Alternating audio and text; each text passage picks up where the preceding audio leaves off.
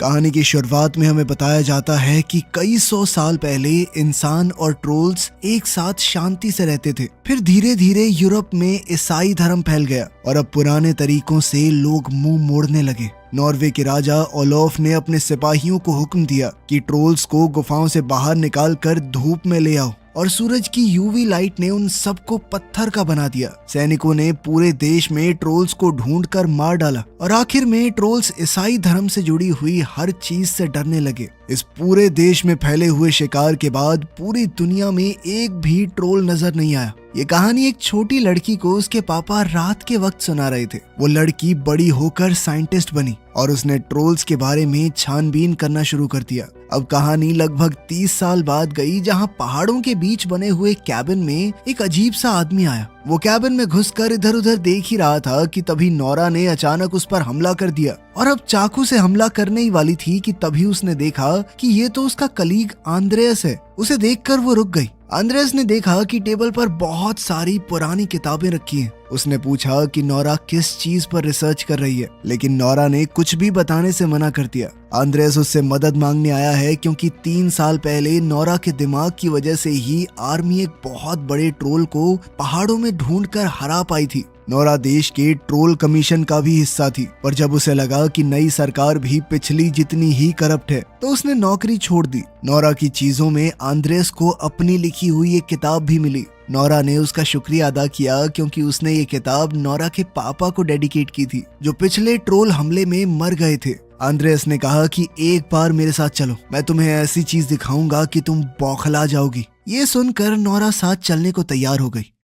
Helicopter के सफर में आंद्रेयस ने नोरा से एक कॉन्ट्रैक्ट पर साइन करवाए कि जो भी वो अब देखेगी किसी को बता नहीं सकती। नोरा ने साइन में अपना नाम लिखने की बजाय कुछ भी आलतू फालतू लिख दिया। जल्द ही वो लोग एक पावर स्टेशन में पहुंचे और वहां पर प्रोफेसर मोलर और वैंजल से मिले, जो पिछले ट्रोल केस में भी उनके साथ थे। प्रोफेसर नोरा को एक सीक्रेट टनल में ले गए। उन्होंने बताया कि सालों पहले हमारे हाथ एक ट्रोल लगा था। उस ट्रोल का नाम यूटून रखा गया। नोरा की आंखों के सामने वो खड़ा हुआ था। उसके ऊपर लैब में कई साइंटिस्ट रिसर्च कर रहे थे और सुरक्षा के लिए वहां पर यूवी लाइट्स लगाई गई थी। फिर प्रोजेक्ट लीडर मैरियन वहां पर आई और उसने कहा कि मैं नहीं चाहती थी कि तुम इस सब में दोबारा फंस जाओ नोरा, लेकिन उनके प्रोजेक्ट में अब कोई भी तरक्की नहीं हो रही थी और सरकार जल्द ही इसे बंद करने वाली है, इसीलिए उन्होंने नोरा को बुलाया। मैरियन ने बताया कि ट्रोल इस वक्त हाइबरनेशन में है, एक तरह की लंबी नींद, बस उसके दिल की धड़कन चल रही है। इस ट्रोल के डीएनए को जांचने के बाद पता चला कि इंसानों से ज्यादा उनका डीएनए पेड़ पौधों से मिलता है। कुछ देर बाद आंद्रेयस ने नोरा को सिगरेट से मिलवाया, जो पिछले ट्रोल हमले में उनके साथ थी।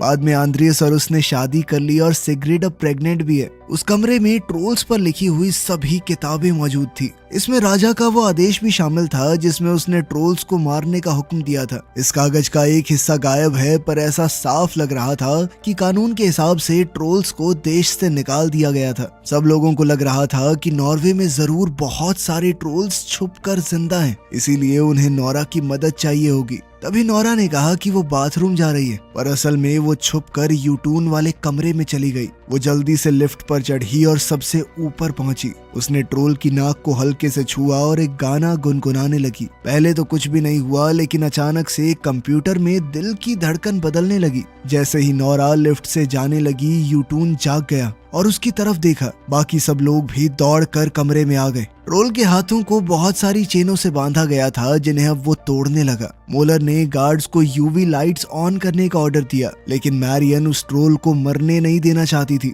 उसने कंट्रोल्स के ऊपर जानबूझकर कॉफी गिरा दी। मशीन में स्पार्क हुआ और यूवी लाइट बंद हो गई। ट्रोल ने चेन तोड़ दी और बिल्डिंग में तेजी से आगे बढ़ने लगा। फिर उसने एक हमला करके एलिवेटर में जा रही नोरा को दूर फेंक दिया। वो अंदर गिरी जरूर, लेकिन उसकी जान बच गई। आंद्रेयस ने आखिरी पल में एलिवेटर का दरवाजा खोलकर उसे बाहर निकाला। मोलर को एक ट्रोल सैंपल मिला, जिसे उठाकर वो वहां से भाग गया। यूटून ने अब गुस्से में पूरी लैब में तोड़ फोड़ मचा दी। साथ ही वेंजल उसके पैर के नीचे आकर मर गया। बाकी बचे लोग जल्दी से इमरजेंसी एग्जिट की तरफ भागे। बाहर जाते ही ट्रोल ने बिल्डिंग तोड़ दी और कुछ पल के लिए उनकी तरफ देखा, फिर वो जंगल की तरफ चला गया। जल्द ही एक हेलीकॉप्टर टीम को एयरफोर्स बेस में ले गया, जहां उन्हें अपना पुराना दोस्त क्रिस मिला। अब वो मेजर बन चुका है। मीटिंग रूम में नोरा और मैरियन यूटून के मामले में लड़ने लगे कि यूटून को बेहतर तरीके से रोका जा सकता था। तभी प्राइम मिनिस्टर ब्रिंचमैन वहां पर आया। उसने कहा कि मुझे तो हमेशा से ये प्रोजेक्ट बहुत खतरनाक लगता था। मैरियन और रिसर्च करने के लिए उस ट्रोल को दोबारा से पकड़ना चाहती है, लेकिन नोरा ने कहा कि इतने खतरनाक जीवों को कंट्रोल नहीं किया जा सकता। प्राइम मिनिस्टर ने कहा कि मेरे लिए लोगों की सिक्योरिटी सबसे पहले है। उसने कहा कि लोगों को बचाए रखने के लिए आर्मी उस ट्रोल को मार देगी। इस पर नोरा को बहुत गुस्सा आया, क्योंकि पिछली बार भी उन्होंने एक बेकसूर ट्रोल को मार दिया था। इस पर पीएम ने कहा कि मेरा भाई पिछले हमले में मारा गया था, वो ट्रोल निर्दोष नहीं था और पिछली गलती मैं दोहराऊंगा नहीं।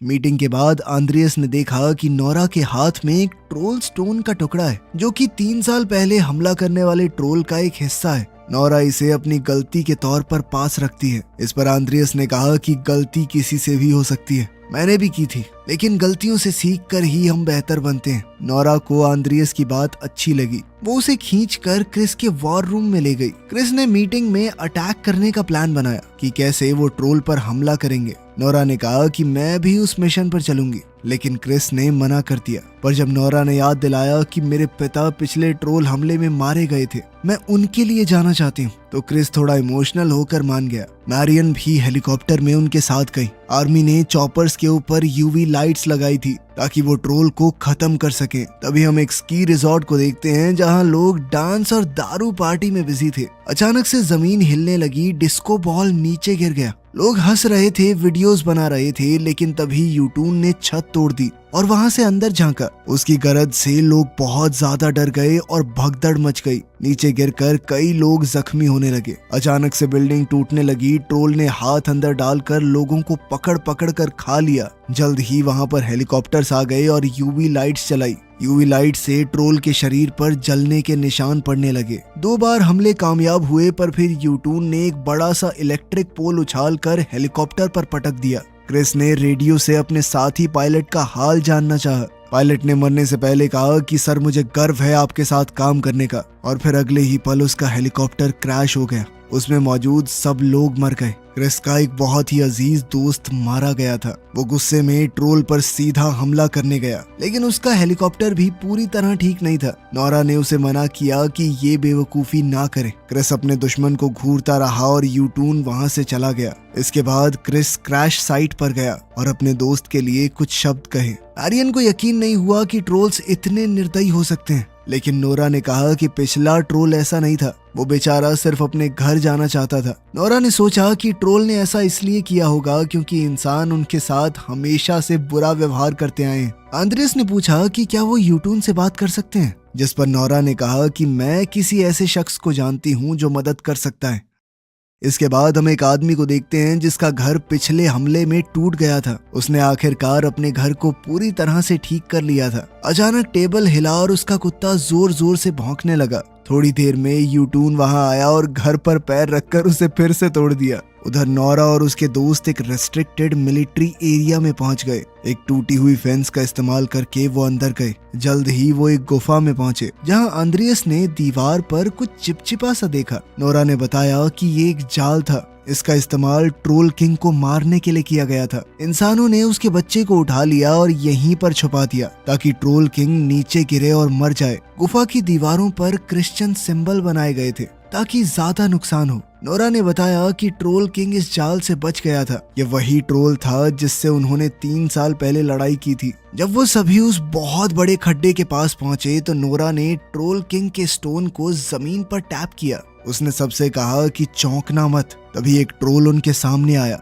नोरा ने बताया कि यही ट्रोल किंग का असली बच्चा है, जिसे यहाँ पर उसे फंसाने के लिए लाया गया था। खैर, वो पिछले 3 सालों में कई बार इस गुफा में आई थी ताकि ट्रोल उसे पहचान सके, उस पर भरोसा करने लगे। उसने ट्रोल को उसके पिता का पत्थर दिया। ट्रोल ने उसे सूंघा और नोरा ने प्यार से उसकी नाक छुई। जब नोरा गुनगुना रही थी तो ट्रोल ने भी खुशी भरी आवाजें निकाली। ये सब देखकर आंद्रियस चौंक गया, लेकिन नोरा ने उसे भी ये सब कुछ करना सिखाया। आंद्रियस ने नाक छुई और थोड़ा गुनगुनाया और ट्रोल भी उसे देखकर खुशी लग रहा था। अब उस बच्चे का कोई नाम नहीं था तो नोरा ने उसका नाम ब्यूटीफुल रखा। फिर बात सीरियस हुई और नोरा ने उससे मदद मांगी। बाद में बाहर जाकर नोरा ने यूटून को आते देखा और तभी हवा में फ्लेयर गन चला दी। ब्यूटीफुल अचानक से बर्फ के नीचे से उठा और दोनों ट्रोल्स एक दूसरे पर गुर्राने लगे। आंद्रियस हमला करना चाहता था लेकिन मैरियन ने उसे रोक दिया। जैसे ही ब्यूटीफुल दहाड़ा, यूटून ने जोर से जमीन पर पैर पटका और बर्फ टूट गई।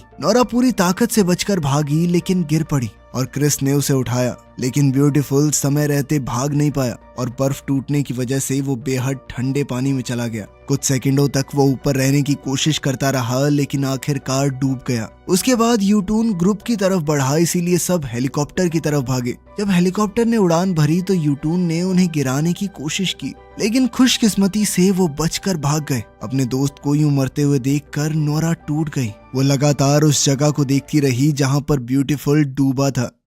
बेस पर पहुंचकर नोरा ने मैरियन को बताया कि एक बार मैं ब्यूटीफुल को बाहर लेकर आई थी। उसने कोई तोड़फोड़ नहीं की, वो बस बैठ गया और थोड़ी देर तारे देखता रहा, फिर वापस अपनी गुफा में चला गया जहां उसे सुरक्षित महसूस होता है। अब उन सब ने एक मैप देखा जिसमें यूटून का लिया हुआ रास्ता दिख रहा था। मैरियन ने बताया कि इस रास्ते को पिलग्रिम्स रूट कहते हैं, जो नॉर्थ में निदारोस तक जाता है। नोरा ने अपने नोट्स देखे और अपने पिता की कहानियां याद की। उस समय निदारोस राजा की राजधानी थी और राजा ओलोफ वहां से राज करता था। इसका मतलब था कि यूटून बदला लेना चाहता है। अब वो सब जाकर एस्टर नाम की एक औरत से मिले, जो नोरा के पिता की एक पुरानी दोस्त थी। एस्टर ने उन्हें निदारोस कैथेड्रल दिखाया, जो साल 1010 से 1300 के बीच में बना था और बाद में इसे हार्ट ऑफ नॉर्वे का नाम दे दिया गया। इसे उस समय का एक तरह का चर्च का हेडक्वार्टर समझ सकते हैं। चर्च के अंदर जाते वक्त क्रिस ने अपने हथियार बाहर छोड़ दिए। नोरा ने बताया कि वो राजा ओलोफ की कब्र देखना चाहती है। इसके लिए एस्टर उन्हें एक अंडरग्राउंड टनल में ले गई।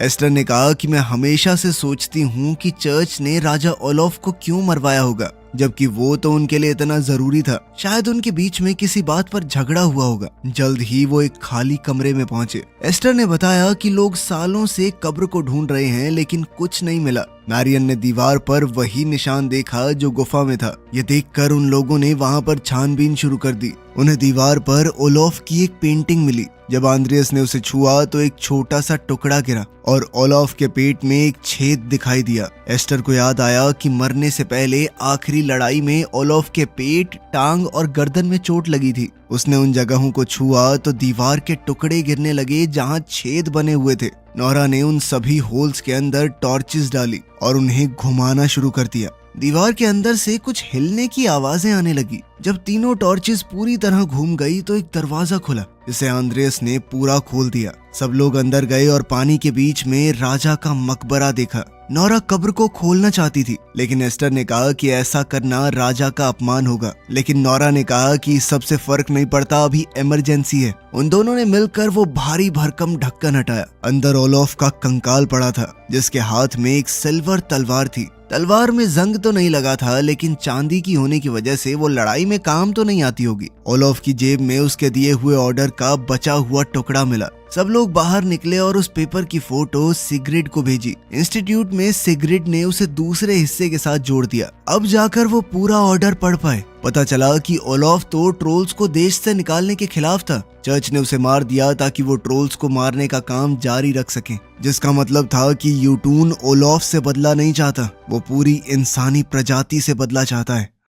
इसी बीच स्की रिजॉर्ट पर अटैक और उस आदमी का घर टूटने के वीडियोस वायरल होने लगे। अब इस ट्रोल की वीडियोस दुनिया भर के मीडिया पर चल रही थी। दूसरे देशों की गवर्नमेंट्स भी घबराने लगी। सब लोग कह रहे थे कि इस तरह के जीवों को जीने नहीं देना चाहिए, ये इंसानों के लिए खतरा है। इसी बीच प्राइम मिनिस्टर ब्रिंचमैन प्रेस कॉन्फ्रेंस के लिए आया और उसने कहा कि पिलग्रिम्स रूट पर रहने वाले सब लोग प्लीज अपना घर खाली कर दो। लेकिन जब रिपोर्टर्स ने पूछा कि लोगों को हटाना तो कोई समाधान नहीं है, आपका प्लान क्या है, इस पर पीएम कोई जवाब नहीं दे पाया। उधर क्रिस को बेस पर वापस बुलाया गया, लेकिन उसने मैसेज को इग्नोर करके अपने दोस्तों का साथ देने का फैसला किया। उन लोगों ने सोचा कि ओलोफ ट्रोल्स से लड़ने के लिए क्या इस्तेमाल करता होगा, क्योंकि चांदी तो इतनी ताकतवर होती नहीं है। तभी नोरा के दिमाग में एक आइडिया आया। उसने एक चाकू को पवित्र पानी में डुबोया और फिर ट्रोल किंग के पत्थर को छुआ। छूते ही पत्थर 2 टुकड़ों में टूट गया। इससे पता चला कि ट्रोल्स पवित्र पानी के सामने कमजोर पड़ जाते हैं। इसके बाद क्रिस और मैरियन अपना घर छोड़कर जा रहे लोगों से बात करने गए और उनसे मदद मांगी। सब लोग अपने देश को बचाने के लिए, उनकी मदद करने के लिए पूरी तरह तैयार हो गए। जब एस्टर आंद्रियस को चर्च बेल्स बजाना सिखा रही थी तो उधर तालाब से मिलिट्री ट्रक्स की एक लाइन बन गई। फौजी बाल्टियों से पवित्र पानी भरकर अपने हथियारों में डालने लगे। शाम होते होते यूटून आखिरकार पहुंच गया और चर्च की तरफ बढ़ते हुए उसने कुछ बिल्डिंग्स गिरा दी। एस्टर और आंद्रियस बेल्स बजाने लगे। घंटियों की आवाज से यूटून के कान दर्द करने लगे और उसकी फुर्ती काफी धीमी हो गई। फिर फौजियों ने फायरिंग शुरू की। पवित्र पानी में डूबी हुई गोलियां जब यूटून के शरीर पर लगी तो उसे धीरे धीरे दर्द होने लगा। अब यूटून गुस्से से पागल हो गया और एक बड़ा पेड़ उठाकर चर्च पर फेंक दिया। घंटियां तो टूट गई लेकिन आंद्रियस और एस्टर किसी तरह समय पर बच निकले। फौजी फायरिंग करते रहे लेकिन पवित्र पानी का असर इतना ताकतवर नहीं था जितना वो सोच रहे थे। इस सब के बावजूद भी यूटून आगे बढ़ने लगा। अब क्रिस ने जमीन पर लगाए हुए काफी सारे बम एक साथ फोड़ दिए। इस बार ट्रोल को काफी नुकसान पहुंचा लेकिन वो अभी भी जिंदा था। सभी लोग वहां से भागने लगे क्योंकि यूटून उनकी तरफ ही आ रहा था। तभी एक जोरदार दहाड़ सुनाई दी और यूटून रुक गया। सब हैरान रह गए ये देखकर कि ब्यूटीफुल वापस आ गया था, पूरी तरह लड़ने के लिए तैयार। दोनों ट्रोल्स नदी में उतर गए और जोरदार लड़ाई शुरू हो गई। यूटून ने ब्यूटीफुल को बहुत जबरदस्त मुक्का मारा और फिर उसे ब्रिज पर फेंक दिया। इससे ब्रिज टूट गया और ब्यूटीफुल पानी में गिर गया। नोरा अपने दोस्त को बचाना चाहती थी लेकिन उसे समझ नहीं आ रहा था कि आखिर क्या करे। तभी मैरियन को आइडिया आया कि यूटून का दिल भी तो धड़कता है। उसने सोचा कि दिल तो मुलायम ही होगा, बस बाहर की जो त्वचा है वो ज्यादा सख्त है। उन्हें अंदर से हमला करना चाहिए ताकि पवित्र पानी उसके दिल को नुकसान पहुंचा सके। उनके पास अब सिर्फ एक बम बचा था, इसीलिए उन्हें बहुत होशियार रहना होगा। यूटून गुस्से में नदी में ब्यूटीफुल को पूरी तरह मार रहा था।